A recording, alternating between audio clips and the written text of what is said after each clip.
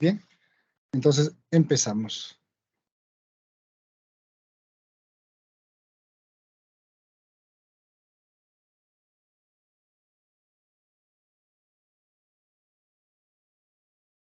Eh, la primera diapositiva que estamos observando acá, vemos una clasificación según el sistema Bethesda para poder hacer la lectura de los exámenes citológicos de cuello uterino. Entonces, este sistema Bethesda informa sobre anomalías en las células epiteliales escamosas, que son los ascos, ¿no? Y estas lesiones también se pueden presentar como lesiones de bajo grado y alto grado. Y las lesiones atípicas glandulares se clasifican como ASCUS, ¿no? Que son células glandulares atípicas, o sea que no tienen un significado cierto. Y si estas células atípicas son escamosas, se clasifica como ASCUS. Las lesiones premalignas son aquellas que se presentan en la zona de la lucha de epitelios, la zona de transformación. Este término de displasia se utilizó ya hace mucho tiempo, a mediados del siglo XX, por Papa Nicolau, que es un médico de origen griego, el que diseñó la coloración que lleva su nombre, ¿no? Que esta coloración permite identificar estas células alteradas a nivel de cuello uterino. Estas lesiones a nivel de cuello uterino se le llamaron neoplasias intraepiteliales cervicales, que consistían en tener una anomalía de diferenciación y de maduración celular en todo el espesor del epitelio cervical. Las neoplasias intraepiteliales están completamente relacionadas a papiloma virus humano, o sea, está relacionado, tiene una estrecha relación con la infección del virus del papiloma humano. Esta relación es muy estrecha, tanto así que está el 90% de los problemas de las lesiones premalinas, o un poco más, tienen como origen el genoma del papilomavirus humano. ¿Cuál es la prevalencia de la infección del papilomavirus humano? Es frecuente, miren, hasta 30% de mujeres de 20 a 24 años que tienen el papilomavirus humano. O sea, casi un tercio de las mujeres entre 20 a 24 años tienen este virus. Cuando se llega a los 30 años, esta prevalencia disminuye hasta el 10%. El 80% de las mujeres que tienen la infección por el papilomavirus humano se resuelve entre 12 a 18 meses. Es por eso que la prevalencia disminuye después de los 24 años. El papiloma, o el virus del papiloma humano, tiene un ADN de doble cadena, pertenece a la familia Papillomaviridae, no posee envoltura y tiene un diámetro aproximado de 52 nanómetros. Hay una gran cantidad de virus de este tipo, ¿no? Son 200 serotipos. Hay 25 serotipos que afectan el tracto genital. Hay serotipos de bajo riesgo, como por ejemplo el papiloma 6 o el 11, y hay virus que están relacionados o que son de alto riesgo, como por ejemplo el papilomavirus 16 y el 18.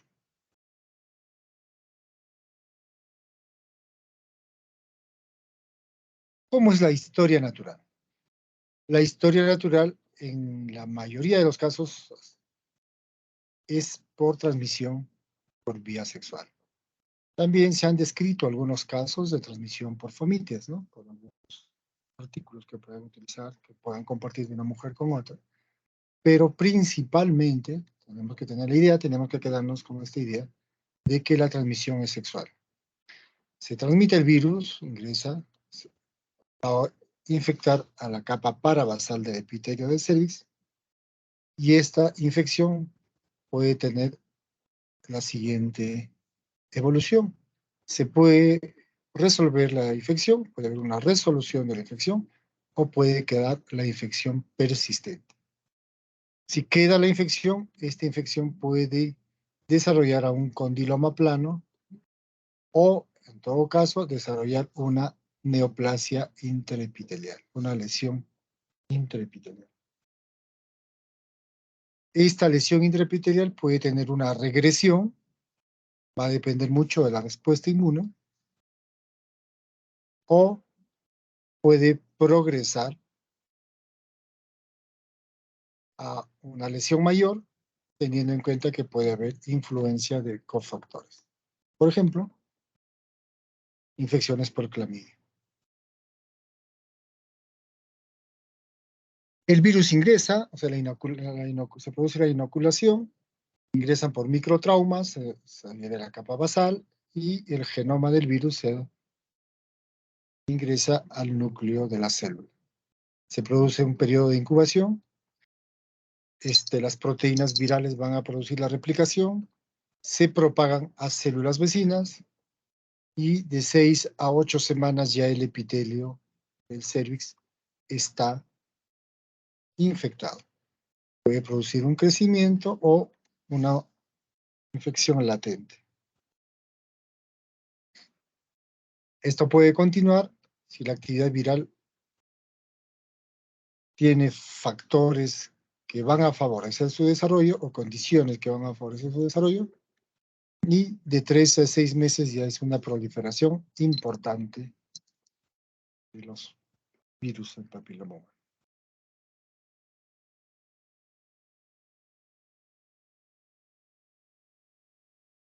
Hay lesiones que son subclínicas cuando la proliferación es leve o es menor. Entonces, esta proliferación viral, que pues, se da hasta los 6 meses, una proliferación importante, puede tener también una regresión. 3 meses después hay una regresión espontánea a esta infección, hasta 60%. Un 20% se mantiene latente, ¿no? En caso de inmunosupresión celular, cuando hay una paciente o una mujer que tenga una inmunosupresión por enfermedad o por tratamiento, esto puede ser que no suceda, o sea, que no haya regresión. La regresión va a depender mucho de su respuesta inmune de la paciente. Entonces, si se ha quedado en una infección latente, puede producir una enfermedad crónica o también una expresión clínica mínima, que es casi imperceptible. La infección subclínica puede tener la siguiente evolución: 33% regresiona, 33% evoluciona a una neoplasia intracervical y 33% se queda como una infección latente. Si hay infecciones a repetición, entonces esto puede avanzar a una neoplasia intracervical. ¿Cuáles serían las manifestaciones clínicas de la infección por papilomavirus? Una infección latente, obviamente no hay síntomas, igual también en la infección subclínica. En la infección clínica ya puede dar algunos síntomas previos. La historia natural, la infección, el PBH, se produce la infección, evoluciona a displasia cervical, o en este caso se llama lesiones intraepiteliales, el IE de bajo grado, y la displasia cervical de alto grado, que es el NIC2 y el NIC3. A ver, la displasia, o sea, las lesiones, los cambios citológicos que se producen en el cervix se pueden denominar como displasia cervical, o sea, displasia, una lesión leve. Esa lesión leve, después, o sea, esa displasia leve después se llamó como NIC1, y este NIC1 es el IE de bajo grado. La displasia cervical moderada y la displasia cervical severa, más el carcinoma in situ, son las lesiones intraepiteliales de alto grado. Ahora solamente se clasifica en LIE de alto grado y LIE de bajo grado. Las neoplasias intracervicales se clasificaron de acuerdo al compromiso. La neoplasia intraepitelial cervical se clasificó de acuerdo al compromiso del epitelio cervical, del exocervix. Si el compromiso era del tercio inferior, digamos, hasta acá nada más, era una neoplasia intraepitelial cervical 1, o sea, NIC1, que correspondería a una displasia leve. La displasia moderada correspondería al NIC2, es decir, compromiso de los 2/3 inferiores de la capa epitelial. O sea, NIC2 o displasia moderada. La displasia severa comprometería los 3/3 del epitelio con el carcinoma in situ. ¿Qué quiere decir el carcinoma in situ? Compromete todas las capas celulares hasta la capa que está por encima, o las células que están por encima de la membrana basal. Hasta ahí es carcinoma in situ. O sea, no compromete la membrana basal, no atraviesa la membrana basal. Y a la displasia moderada, con la displasia, a la displasia severa con el carcinoma in situ, se le denominó neoplasia intraepitelial tipo 3. Por ejemplo, acá hay una lámina donde acá el tercio inferior está comprometido, de estas células, en la cual la arquitectura, hay una hipercromasia, o sea, una alteración en la maduración del núcleo. Vemos acá unas células con un núcleo más grande, ¿no? Hay discariosis y hay una distribución anormal de la cromatina. Esas son características para ver que estas células, y para definir que estas células están comprometidas, y si están comprometidas el tercio inferior, sería un NIC1 o LIE de bajo grado.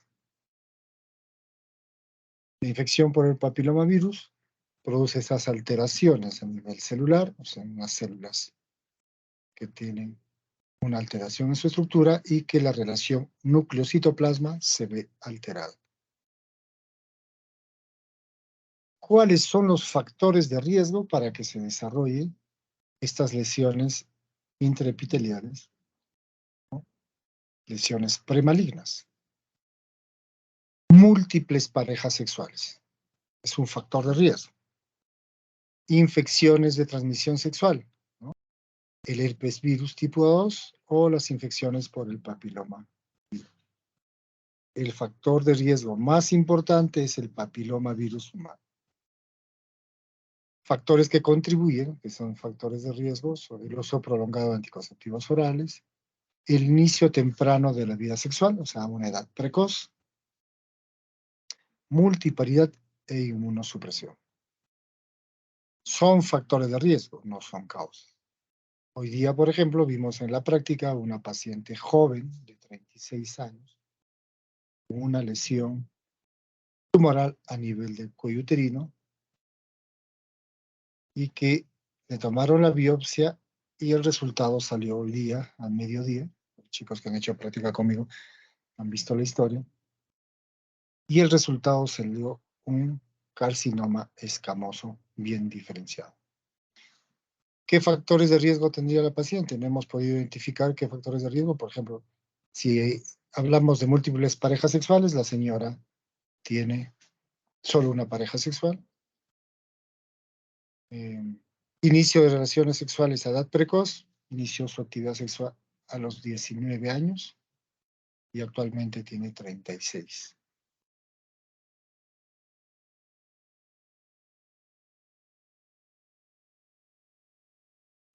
El papilomavirus relacionado al cáncer de cuello uterino, los que son potencialmente oncogénicos, o sea, los que tienen mayor riesgo, son los virus tipo el papilomavirus tipo 16 y tipo 18.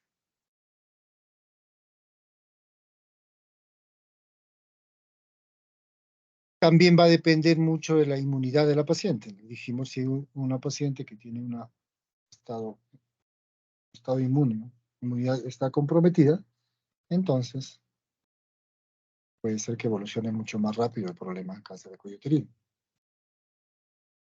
Pero si es un huésped o una persona que tiene muy buen sistema inmune, se va a encargar de controlar a este potencial oncogénico que tienen los virus.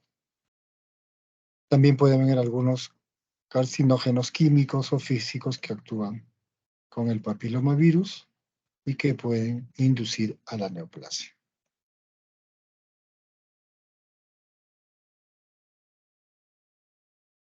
Cuadro clínico para determinar las lesiones premalignas, como son unas lesiones microscópicas, no hay un cuadro clínico específico, ¿no? O sea, que nos diga, esta paciente tiene una lesión premaligna. Entonces, pero se identifica o se busca al hacer la historia clínica los factores de riesgo, se le hace primero una citología, más comúnmente nosotros en nuestro medio se llama el Papa Nicolau, ¿no? Pero es un estudio citológico. Después de este estudio citológico, si sale alterado, va a un estudio colposcópico más biopsia del cuello uterino con legrado endocervical, que es lo más frecuente. O un estudio también, biología molecular para identificación del tipo de virus. Tenemos que tomar el PAP. Para tomar el Papa Nicolau, para hacer el estudio citológico, tenemos que tener un ambiente adecuado.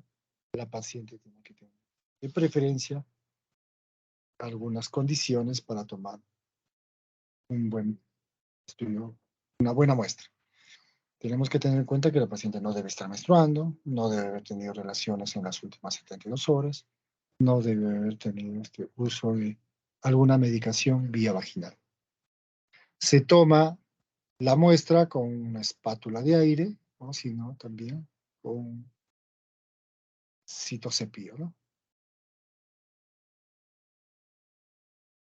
Después del estudio citológico pasamos al estudio colposcópico más toma de biopsia.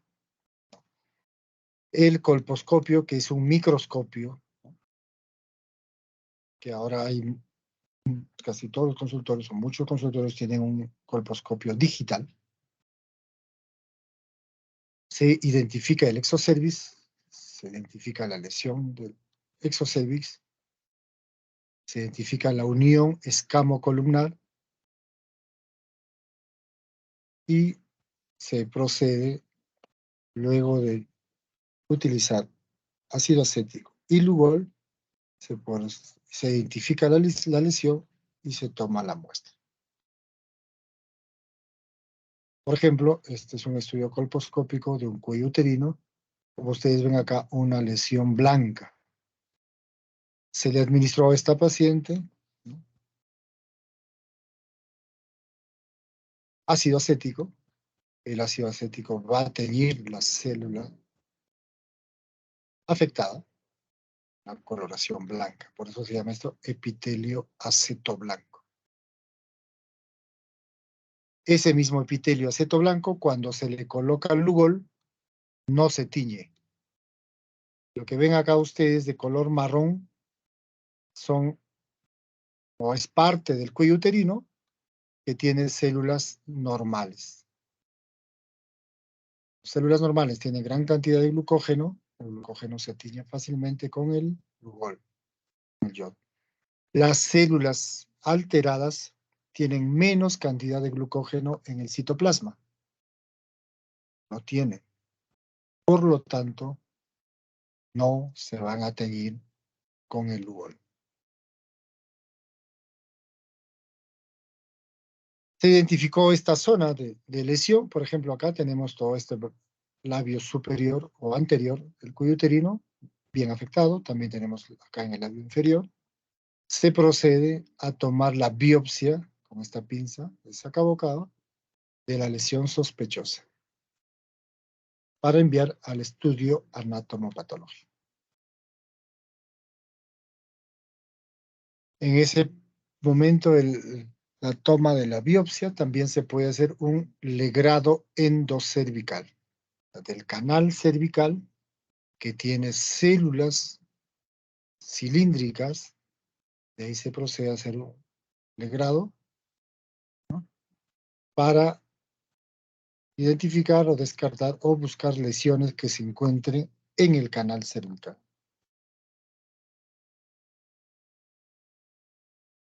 El estudio del papilomavirus nos puede identificar los virus de alto riesgo, como principalmente el 16 y 18, o los de bajo riesgo, como el 6 y el 11.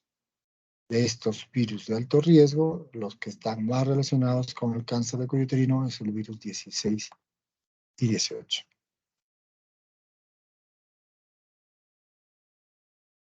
Les dije que las neoplasias o lesiones intraepiteliales, o sea, los LIES, lesiones intraepitelial, pueden progresar a lesiones invasivas, o sea, cáncer, carcinoma, en un periodo de entre 10 a 15 años.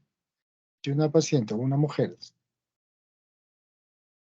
tiene un problema de este tipo, ¿no?, si tiene una lesión intraepitelial, para que progrese a cáncer de cuello uterino puede pasar de 10 a 15 años.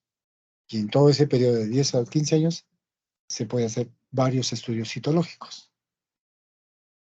La lesión intraepitelial se divide en lesión escamosa intraepitelial de bajo grado.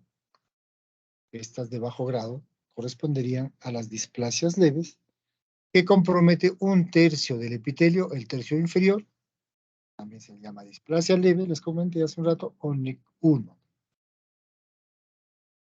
Lo característico de esta lesión es que el 60 al 70% de estas lesiones regresionan. ¿Qué quiere decir? Que regresan a la normalidad. Y es mucho más frecuente que estas lesiones regresen a la normalidad en mujeres jóvenes.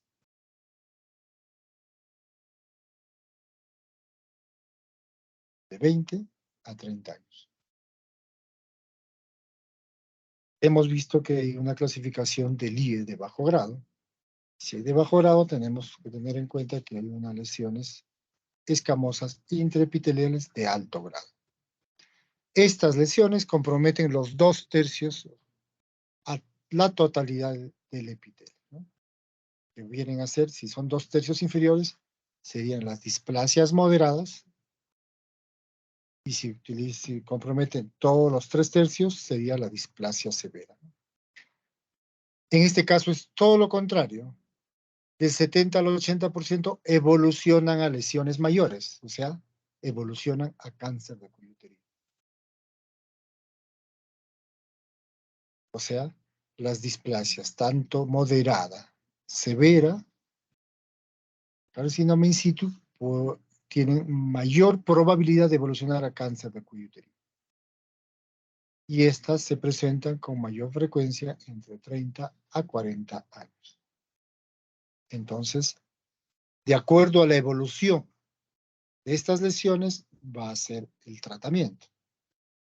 Si tenemos que la gran mayoría, 3/4 partes de estas mujeres con lesiones de bajo grado, regresionan, entonces puede ser un tratamiento conservador y observar a la paciente.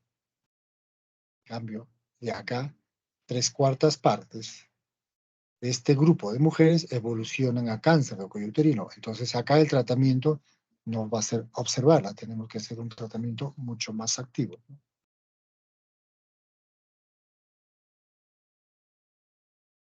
El tratamiento para las lesiones pueden ser crioterapia, láser, tratamiento con láser o electrocirugía. Además, también acá faltaba mencionar tratamiento quirúrgico, o sea, el cono frío, es sacar el cuello uterino en forma de cono.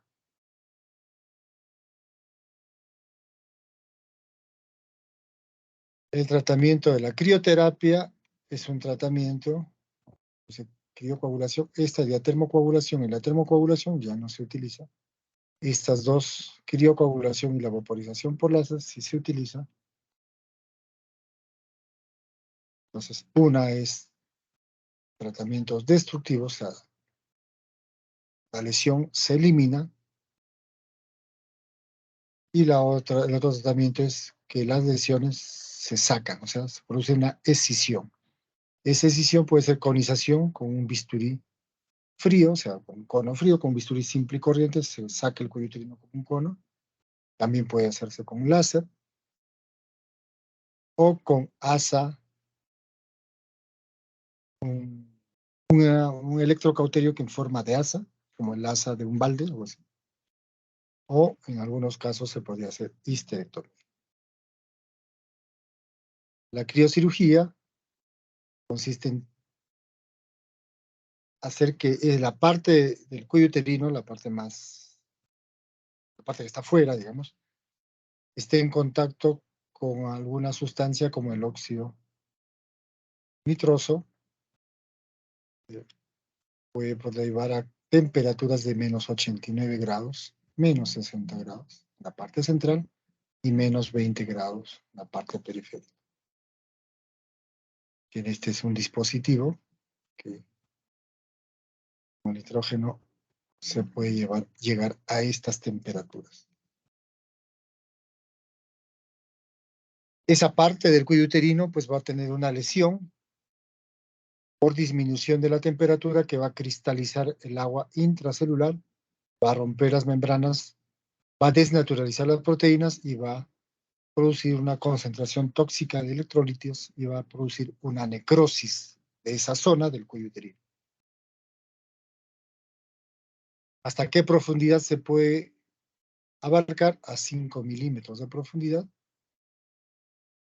y tiene un área de cristalización periférica de 4 a 5 milímetros. O sea, digamos, acá termina el contacto con el nitrógeno líquido y puede avanzar un poco más hasta 4 milímetros más la acción del frío, digamos.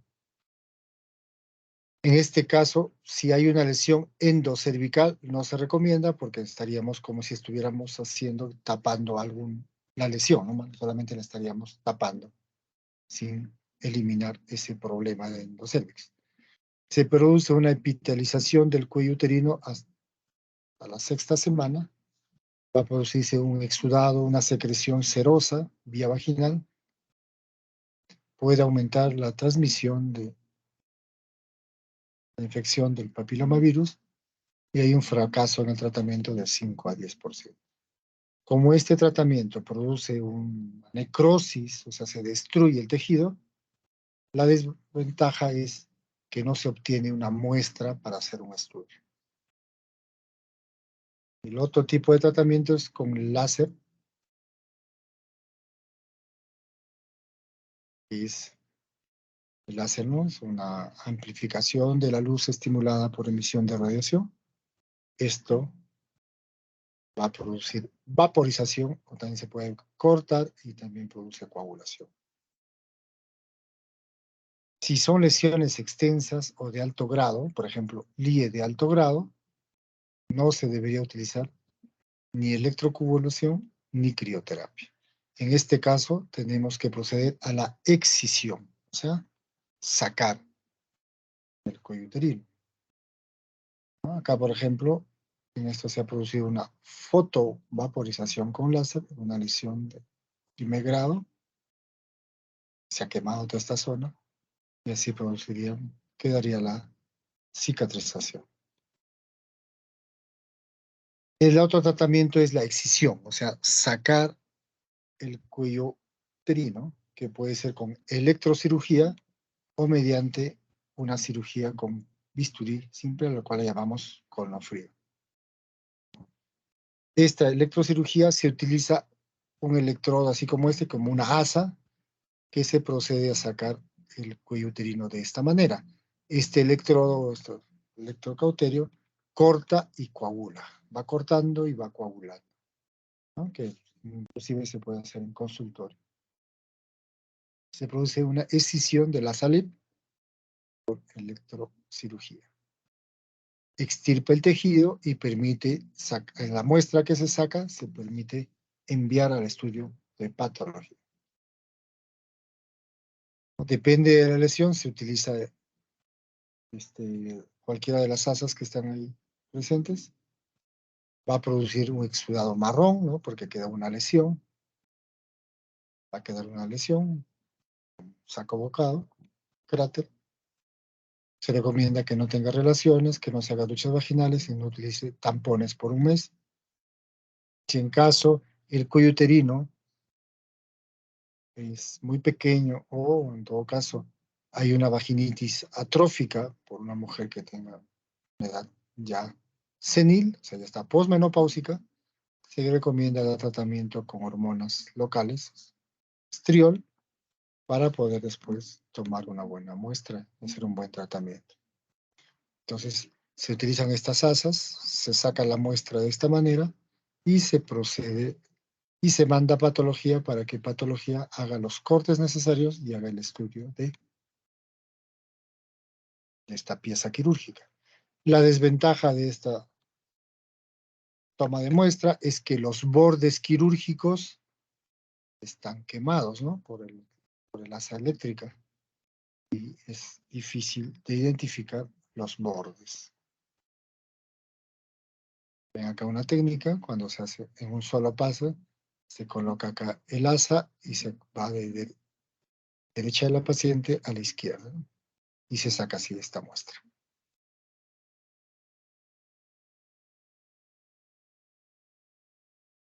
Entonces, en varios pasos, por ejemplo, se saca una muestra del centro, luego se hace otra muestra de arriba y después otra muestra de abajo.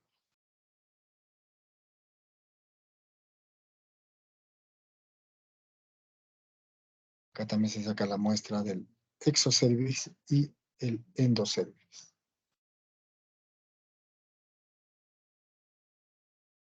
Tenemos que obtener la muestra mediante un procedimiento quirúrgico que pues mediante la electrocirugía que mencionamos anteriormente, o también se puede hacer con una cirugía utilizando el bisturí, al cual llamamos colofrío. ¿Y cuándo indicamos una conización? Cuando la lesión se extiende al conducto cervical. Tenemos que proceder, tenemos que indicar una conización. Es decir, mediante el estudio colposcópico no vamos a poder evaluar el canal cervical o el canal endocervical. Otra indicación de conización es cuando la unión escamocolumnar no se visualiza por completo. O si en la colposcopía sugiere que hay alguna lesión invasiva. O sea, se sugiere mediante el estudio colposcópico algunas lesiones que corresponderían a una infiltración mayor. Por ejemplo, puede haber unos neovasos, ¿no? Formación de neovasos. Si después de haberle hecho la biopsia, le hemos hecho un legrado endocervical y esta muestra del canal cervical tiene células positivas neoplásicas. O si la citología sugiere una lesión glandular mayor que la biopsia. Digamos, en la citología nos sale LIE de alto grado, y en la biopsia nos sale LIE de bajo grado. Son indicaciones para el cono frío. O sea, se hace conización con bisturí frío. Se realiza en el quirófano, tiene que ser con anestesia regional. Como les dije, se utiliza para extensiones grandes o endocervicales, o hay carcinoma in situ. En pacientes mayores de 35 años con NIC3 se sugiere este tipo de tratamiento. ¿Cómo se hace el corte? Miren, se introduce el bisturí y se gira para sacar la muestra, como la ven acá, la parte inferior, como un cono, como el cono de lado. Es decir, se hace un corte de esta manera. Sangra, pero luego se coloca unos puntos para controlar el sangrado. La ventaja de este tipo de estudios es que se obtiene la muestra con los bordes quirúrgicos sin lesión. O sea, me refiero sin malograrse los bordes quirúrgicos. A diferencia de la SALIP, que cuando se corta el borde quirúrgico de la muestra que se saca con el ASALIP, digamos, ese borde está quemado, ¿no? Y no se puede identificar muy bien ese borde. No se puede ver muy bien las células. En este caso, el cono frío, la ventaja es que los bordes están completamente limpios.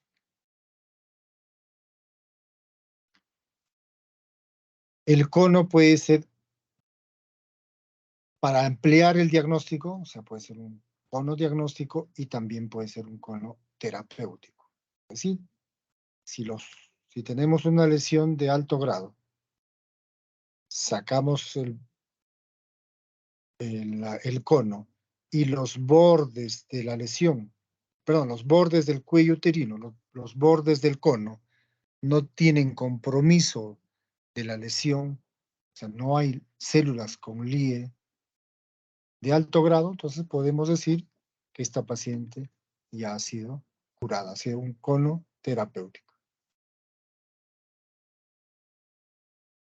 Si hacemos un cono, ¿cuándo se considera que ese cono diagnóstico que hemos hecho para ampliar el estudio se considera terapéutico? Si reúnen estas condiciones, ¿no? Tamaño suficiente, es un buen tamaño, una buena muestra, y si los márgenes del exocervix, el endocervix y los márgenes profundos del cono están libres de la lesión.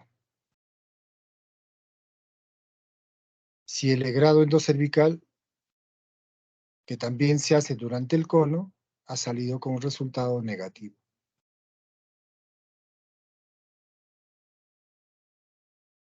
Y después de haber hecho el cono, si hacemos la colposcopía, hacemos un estudio citológico y buscamos determinar el papilomavirus, sale negativo, entonces podemos decir que el tratamiento ha sido exitoso.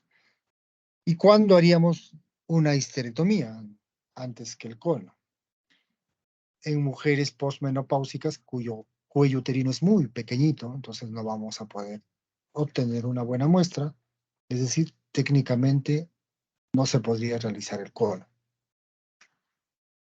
¿no? Entonces, como no se puede realizar el cono, pasamos a la histerectomía. Si alguna mujer tiene afectación, ¿no?, en la muestra, digamos, del cono, se ha afectado el borde del cono y no desea tener embarazo, se procede a la histerectomía. Si no tenemos las posibilidades de hacer control periódico del Papa Nicolau, si es una paciente que viene de lejos y de pronto no va a volver, no vamos a hacer controles con esta paciente, entonces podríamos sugerir la histerectomía. Si de repente tiene un LIE de alto grado, pero además tiene una enfermedad benigna asociada, por ejemplo, tiene miomatosis que le produce sangrado, entonces pues pasamos a la histerectomía.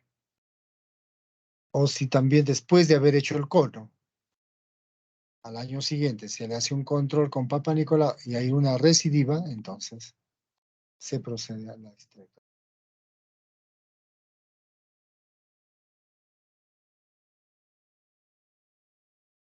Este es un cuello uterino después de haber hecho el conolip, es decir, con esa asa eléctrica se cortó el cuello uterino y quedó acá el área de cicatrización. Entonces, después de un año, miren, casi no hay mucha diferencia. Entonces, las lesiones premalignas se pueden tratar de esa manera. Pero ¿qué pasa si estas lesiones avanzan, llegan a producirse el cáncer de cuello uterino?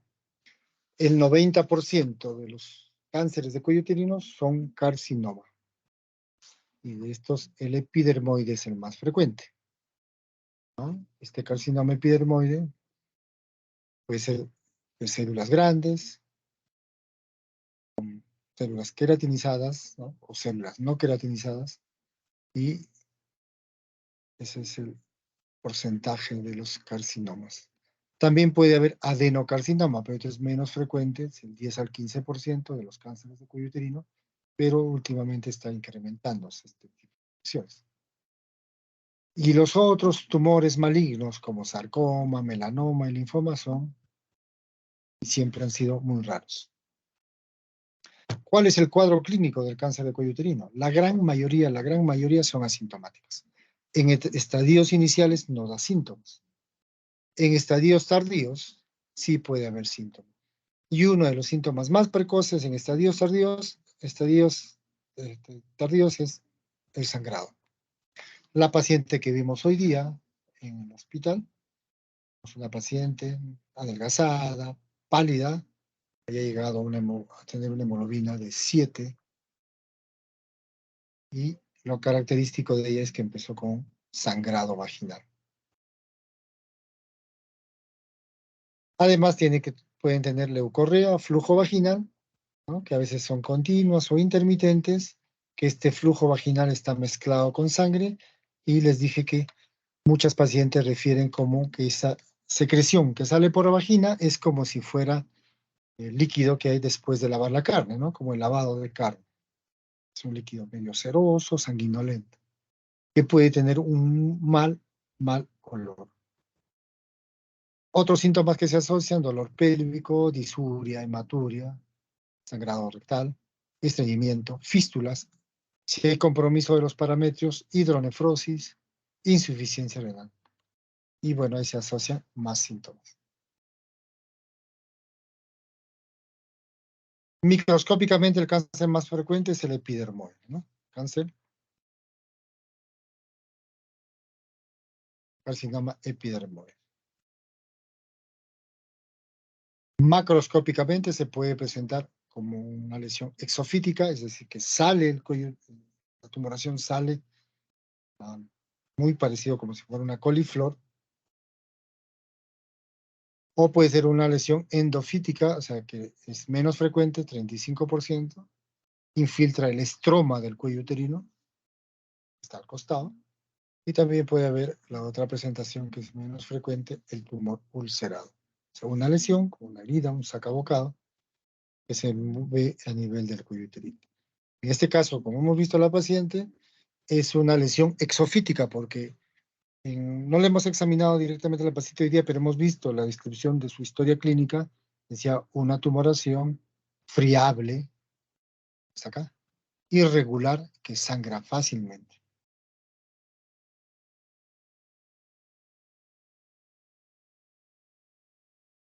Este es un estudio colposcópico con una lesión acetoblanca, y esta es la misma lesión, pero con el Lugol. Con eso se confirma la lesión, ¿no? Lo que se tiñe acá con el ácido acético, y con el Lugol no se tiñe. Y de esta zona se toma la biopsia.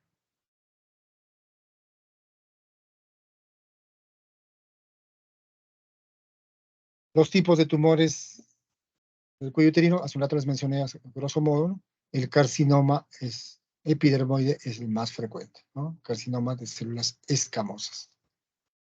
Luego lo viene el adenocarcinoma, y el resto de lesiones son menos frecuentes. Miren, acá está una lesión exofítica, así como coliflor, que crece el cuello uterino con lesiones papilares, muy friable. Cuando esto se toca, fácilmente sangra. Entonces, si esta persona tiene relaciones, va a sangrar. A eso se llama coitorragia. ¿Cómo se propaga el cáncer de cuello uterino?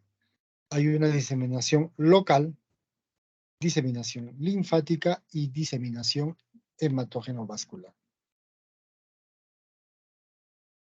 La extensión local, es decir, el cáncer avanza a la zona proximal, a las zonas adyacentes, como por ejemplo a la vagina o al tejido de los parametrios, y la otra diseminación es vía linfática, ¿no? A través de los plexos paracervicales, la vía linfática se disemina hacia los ganglios hipogástricos, hacia los ganglios presacros. Y el otro tipo de diseminación es la diseminación vascular, o sea, vía hematógena, y ahí es cuando se explicaría las metástasis que hay del cáncer de cuello uterino a nivel hepático, a nivel pulmonar, a nivel de hueso, ¿no? También puede haber a nivel cerebral, es más raro. Este tipo de diseminación vascular, ¿no? Están presentes en 20% de pacientes que mueren por cáncer cervical. Entonces, la presentación macroscópica puede ser exofítica, endofítica o ulcerativa, ¿no? ¿Cómo se disemina el cáncer de cuello uterino? Por diseminación local, puede también haber diseminación linfática y hacia los ganglios, y diseminación vascular cuando se produce la metástasis a nivel del hígado, a nivel del cerebro, que es menos frecuente, a nivel de pulmones o a nivel de huesos.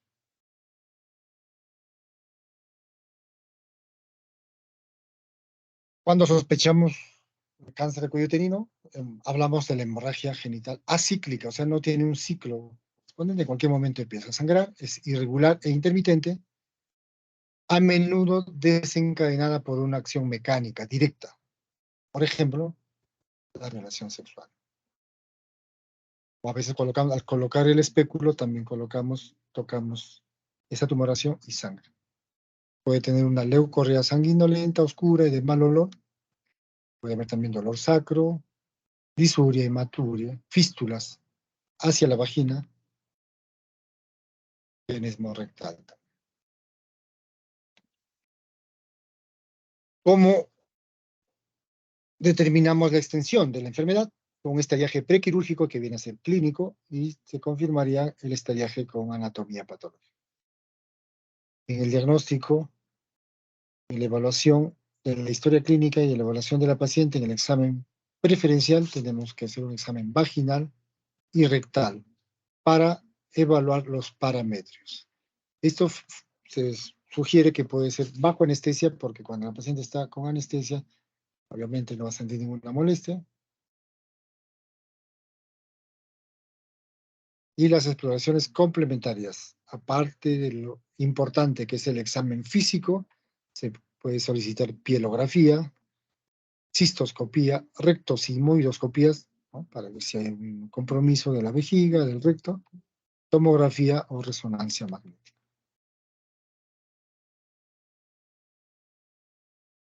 ¿Cuándo se hace el estudiado patológico?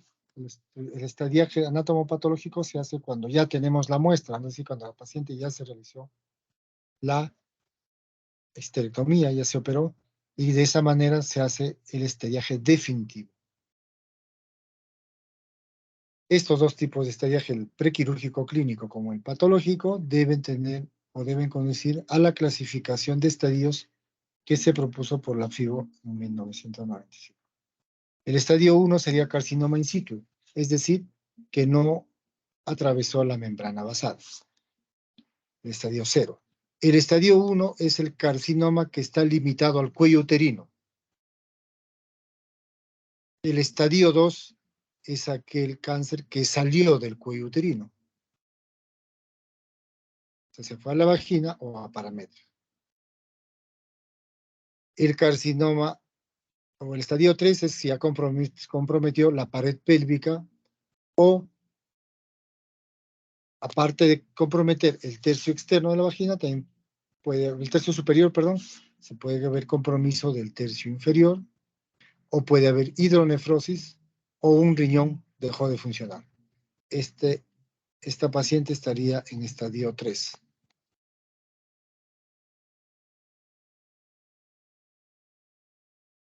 Y el estadio 4 es cuando está comprometiendo otros órganos pélvicos, por ejemplo, recto, vejiga, o ya están fuera de la cavidad pélvica, ¿no? Hígado, pulmones, hueso.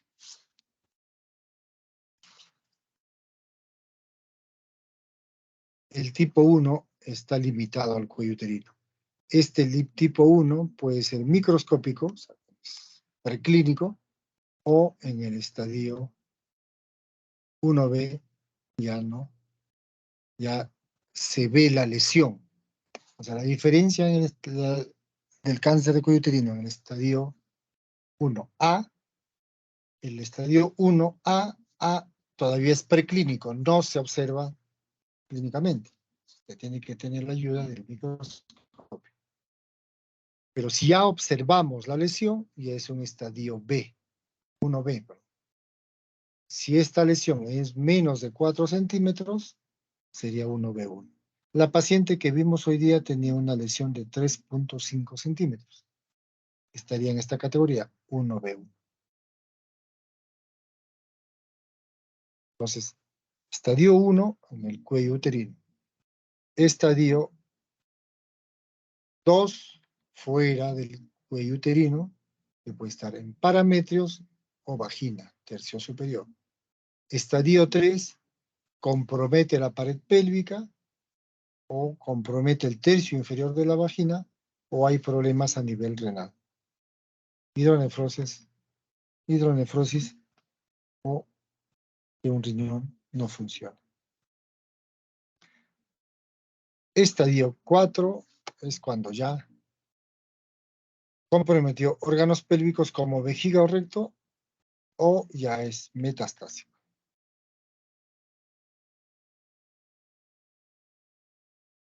Miren el compromiso de los ganglios según el estadio. En el estadio 3, 50% de los ganglios pélvicos están comprometidos. En el estadio 1 es mínimo, 15%.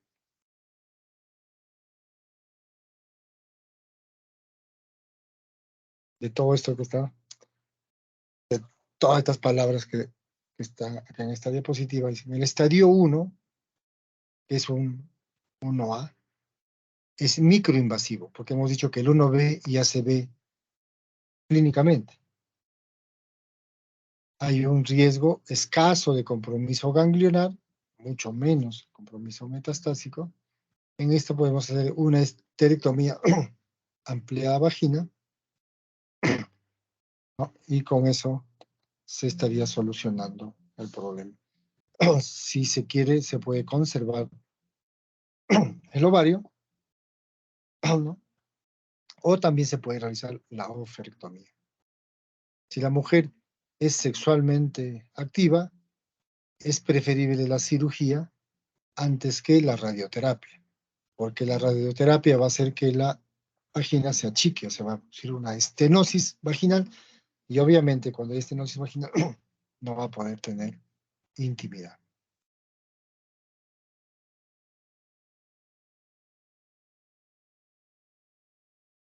En el estadio 1B puede ser con radioterapia, ¿no? O cirugía. ¿En qué pacientes se le hace la radioterapia? En aquellas pacientes que no están aptas para la cirugía.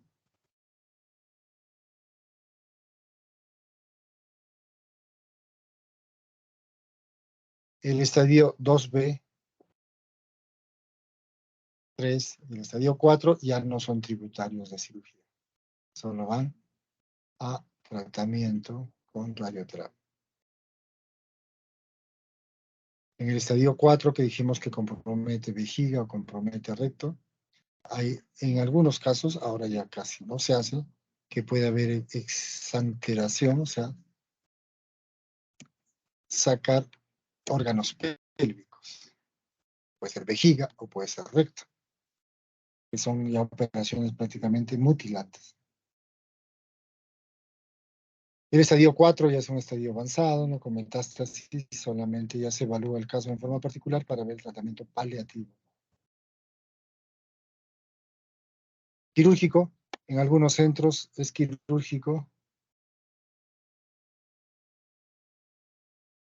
hasta el estadio 1B1.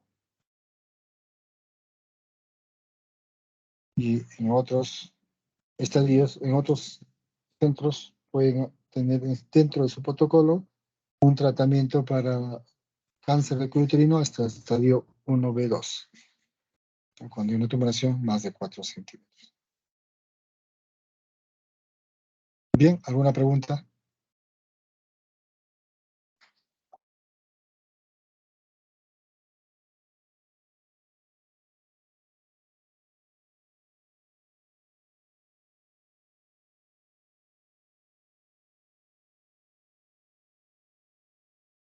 ¿Se logra ver?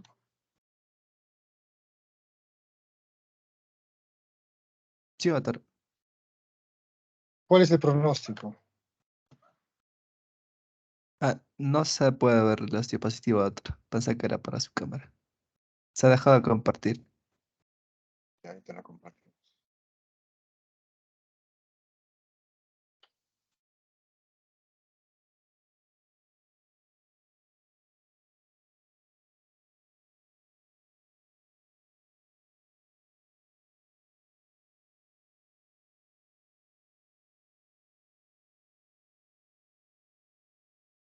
Ahora sí se ve, ¿no? Sí, doctor. Ahora sí. Pronóstico del tratamiento. En el estadio 1, el pronóstico a 5 años, o sea, la sobrevida en 5 años, es el 90%. Y a medida que va avanzando el estadio de la enfermedad, el pronóstico va disminuyendo. Estadio 4 y es 30%. ¿Qué complicaciones puede haber en la cirugía? Puede haber complicaciones como la disfunción vesical, porque en la operación que es amplia, es una operación de esterectomía radical, puede haber lesiones de fibras nerviosas, sensitivas y motoras que pueden causar problemas a nivel de la vejiga. Se pueden formar linfoquistes, o sea, unos quistes del líquido linfático, porque ya no está drenando a través de todo el sistema ganglionar. Puede haber embolia pulmonar, porque estas operaciones no se demoran mucho tiempo. Puede haber infección pelviana y hemorragia. Bien, eso sería todo.